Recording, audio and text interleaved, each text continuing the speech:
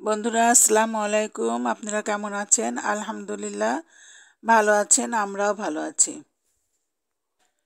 দূরের ও কাছের যে যেখান থেকে আমার ভিডিওটি দেখছেন সবাইকে আন্তরিক প্রীতি ও শুভেচ্ছা জানিয়ে আমি একটি রান্নার ভিডিও শুরু করছি।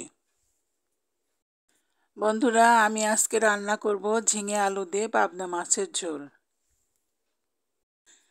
এর জন্য আমি মাছ তরকারিগুলো সুন্দর করে কেটে ধুয়ে পরিষ্কার করে গুছিয়ে নিয়েছি।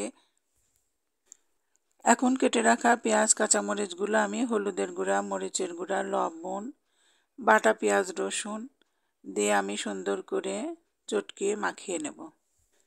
সব কিছু দিয়ে মাখানো হয়ে গেলে আমি সরিষার তেল দিয়ে ভালো করে মাখিয়ে নেব।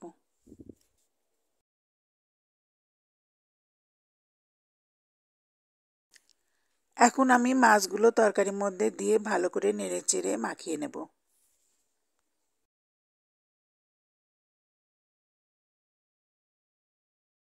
ছোট মাছে আমি হাত দিয়ে সামান্য পানি দিয়ে নেড়ে চেড়ে চুলায় বসিয়ে দেব।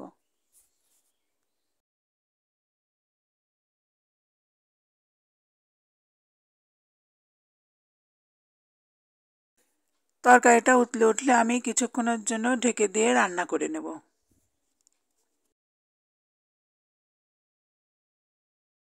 বন্ধুরা, আমার মাছ তরকারি রান্নাটা হয়ে গেছে, তরকারিগুলোও সিদ্ধ হয়ে গিয়েছে, আমার রান্নাটা প্রায় শেষ।